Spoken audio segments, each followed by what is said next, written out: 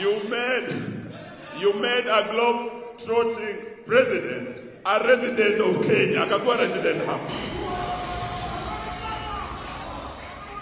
Ni hadi juzi tu ndiye amepanda ndege bana. Mjipigie makofi jezi.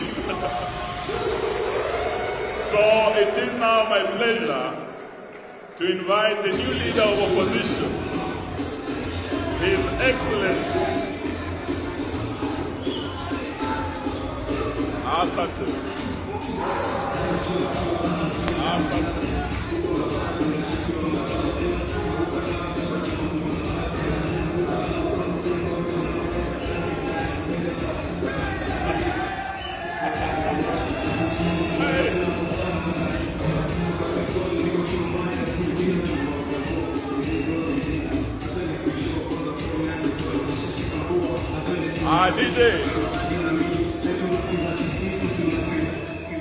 DJ, tumeshukuru sana.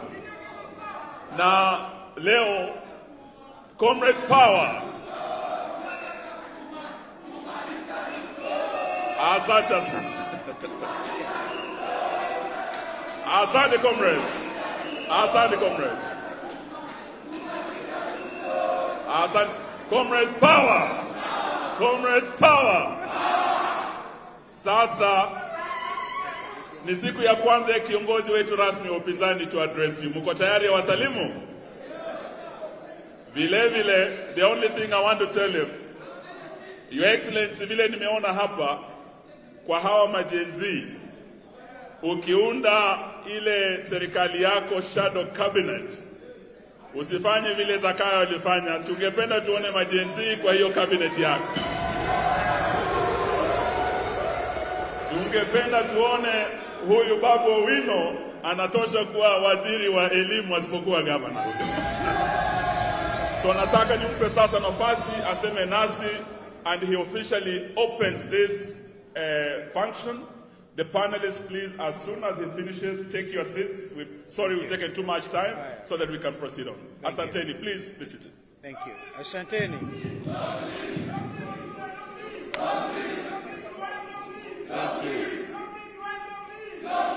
Thank you. Power. Thank you. Comrade Power. Comrade Power. Asanteni. Kwanza ni kusema, I think to our presenters, you have taken longer than necessary. So please bear with us, because basically we want to hear 14 years of Constitution 2010. I was privileged at Uhuru Park then, before they messed it up in recent years, to have been one of the three people who saw allegiance to this document. Number one was President Kibaki, may God rest his soul in peace. Number two was Prime Minister Raila Odinga, and I was the third to say.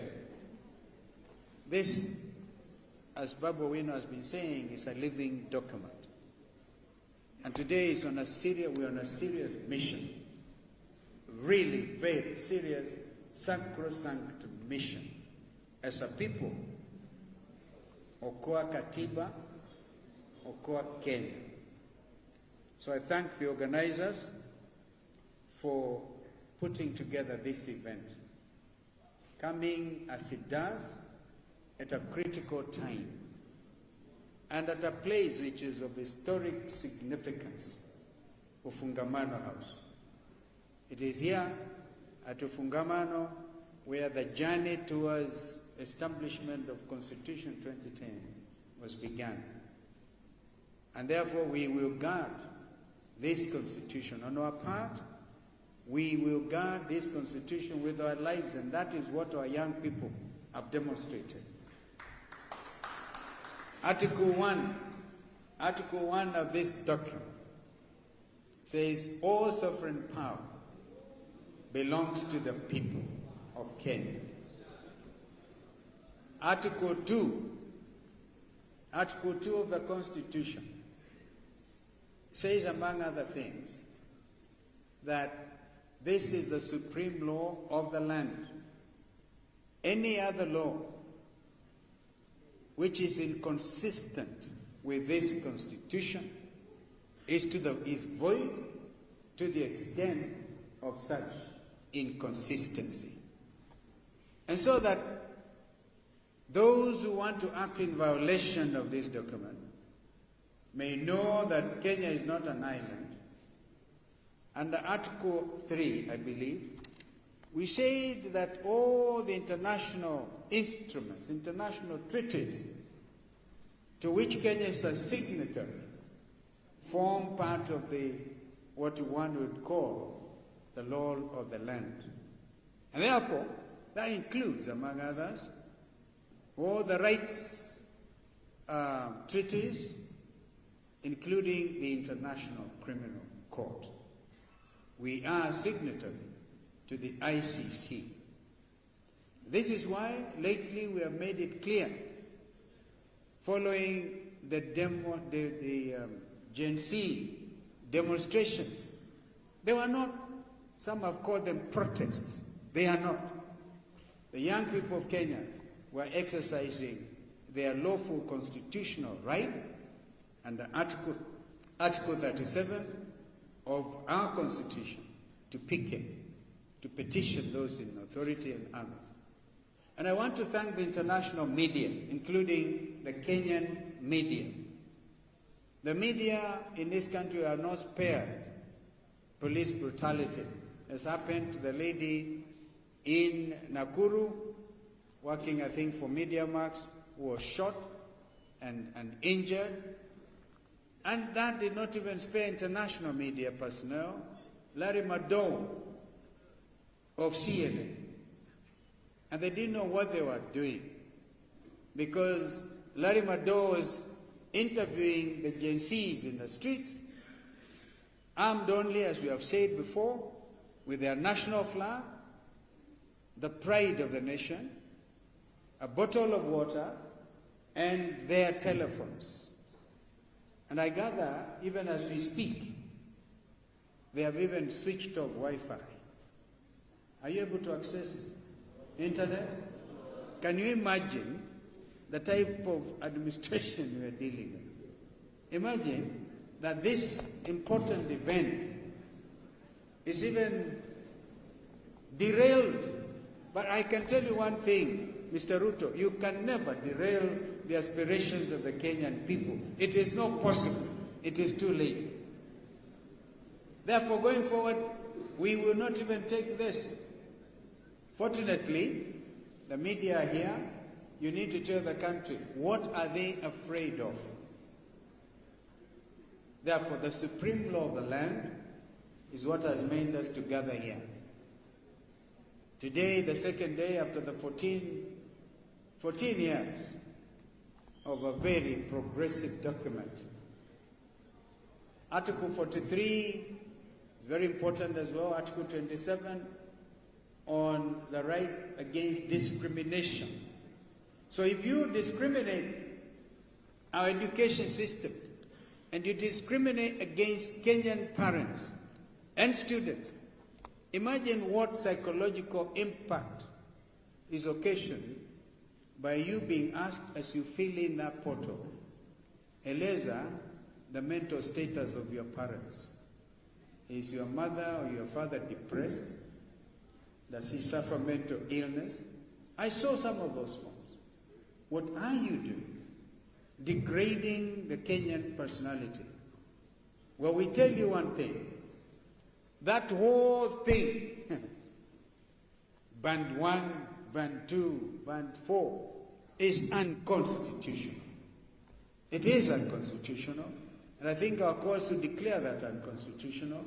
I don't need to say I once was Minister for Education, that under President Kibaki we did what we did, declared a free primary education, made it even compulsory.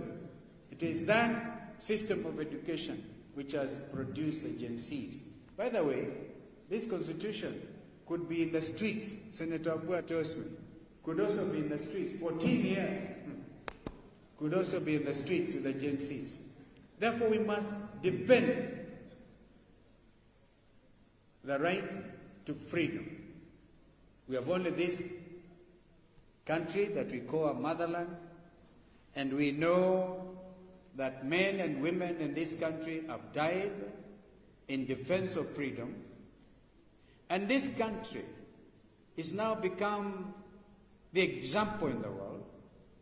The Gen Zs in Kenya are now celebrated worldwide. University students in Bangladesh took the cue and they overthrew a dictatorship. Our Prime Minister Ashin, I think that was her name, had to flee by helicopter to India because she interfered with university education, because she brought discrimination in education. So we are not through with you, Kenya Kwanza. The Kenyan people are not through with you. And by the way, let's be very clear. There's no way you can act in contradiction of this law and get away with it. One thing is very clear, and I was having lunch before I came here with some international diplomats, and they're all full of praise for the Kenyan Gen Zs. Larry Madowo, every 1 hour on CNN, the whole world is being treated to what happened in the streets of Kenya. And one mama is being asked, are you in support of this demonstration? She said, yes, they are helping us. They are our children. Parliament, in our view, stands impeached by the Kenyan people. The moment you allowed a sniper to go on top of the National Assembly and kill those young people we found in the morgue, as if they're international terrorists, and all they were trying to do was to come and petition their members of parliament, and then they went in. That to me amounted to taking power under Article number 1 of the Constitution, where Kenyans can choose to exercise their sovereign power either directly or through their democratically elected representatives. So if you are not democratically elected, you are not a Kenyan representative. You're not representative of the Kenyan people. So we must stand strong. And I want to give my pledge that the opposition, working together with the Gen Zs, the millennials, their parents, will work as a team to make sure that there will be no derogation of our basic rights under this Constitution. And nobody will be allowed to get away with it. It's not possible. This is a new country. It's a new country. The Gen Zs are able, I think with assistance sometimes of artificial intelligence, to even go into your bank accounts and find out how much you have stolen. They are able to fight corruption in real time. And so let us keep at it. Without let or hindrance, this will be the order. This is the new Kenya. You may think you have demoralized them. You may think you have killed them and you have scared them. But it is not possible to kill that spirit of true liberation and national salvation.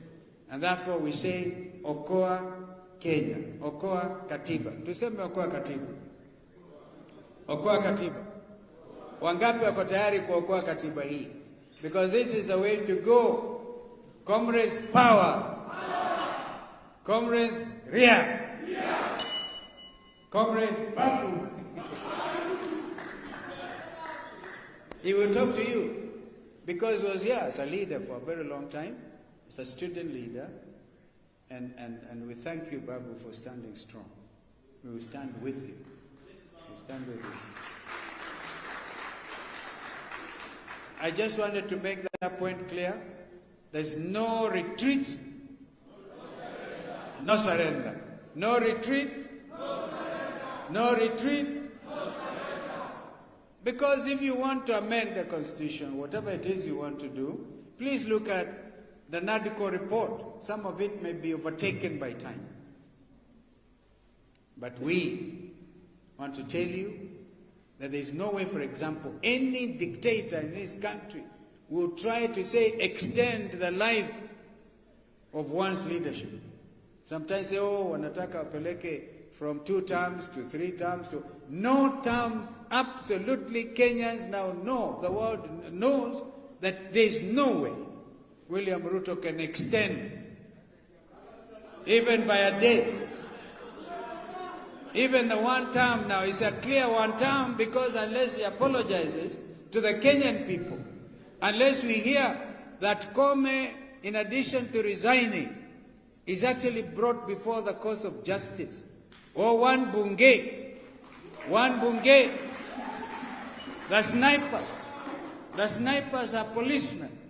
They shot dead our young people, young leaders, whose time has come.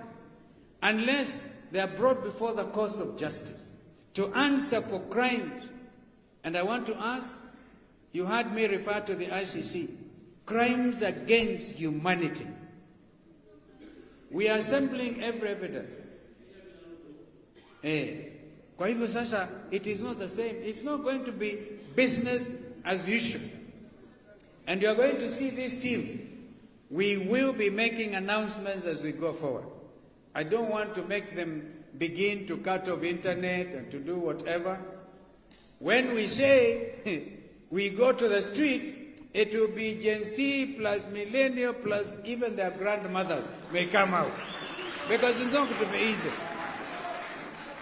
We have to save Gen Zot have a Gen Alpha.